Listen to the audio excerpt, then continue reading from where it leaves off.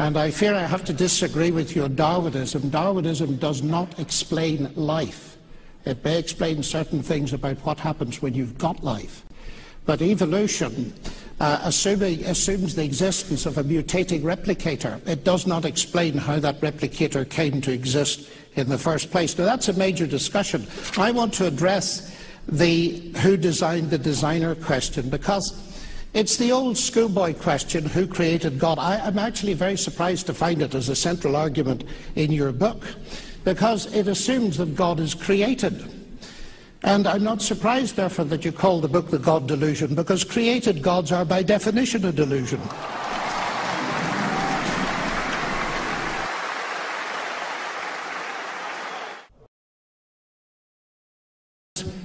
In order to weigh that argument, I need to know what you mean by God. And if you say, if there is a God, you have to ask who created God, that means that you're reduced to thinking about created gods. Well, none of us believe in created gods. Jews, Muslims, or Christians.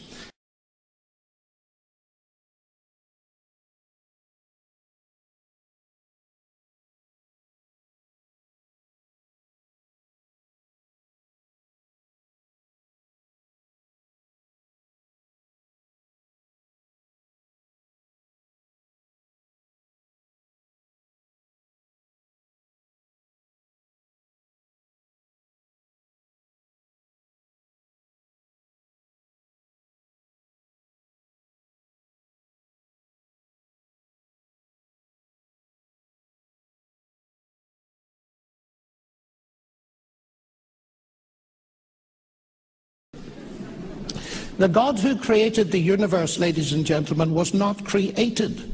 He is eternal.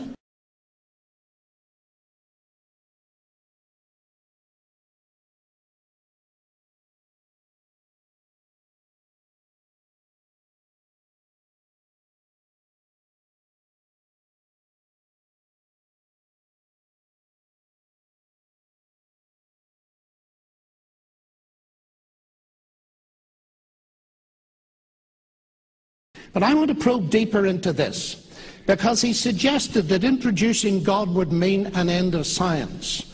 God is no explanation, since by definition God is more complex than the thing you are explaining. Now, this, he states, is the central argument of his book.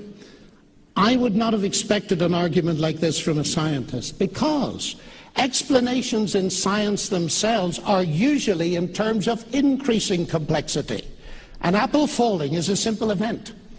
The explanation in terms of Newton's law of gravitation is already stretching the minds of many people, but its explanation in terms of a warp in space-time is stretching the minds of the cleverest. Simplicity isn't the only criterion of truth.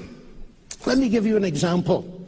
Suppose you're an archaeologist, and I'm exploring a cave with you, and you're a Chinese expert, and on this cave you see two scratches. And you say, human intelligence. And I say, pardon, they're just two scratches. And you say, but those are the Chinese character run, which means a human being. But I say, look, Richard, that's no explanation at all. You're postulating something as complex as a human brain to explain two scratches. That means that your explanation is more complex than the thing you're explaining. That's no explanation at all. Now, it seems to me that's exactly what you're saying in your book. The reason we can deduce something as sophisticated as human intelligence from two scratches on a cave wall is because they have a semiotic dimension. They carry meaning. And that fascinates me as a mathematician, because the reduction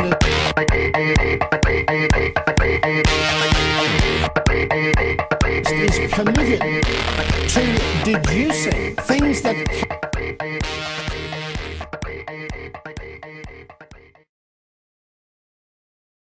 ولو ترى إذ الظالمون موقوفون عند ربهم يرجع بعضهم إلى بعض القول يقول الذين استضعفوا للذين استكبروا لولا أنتم لكنا مؤمنين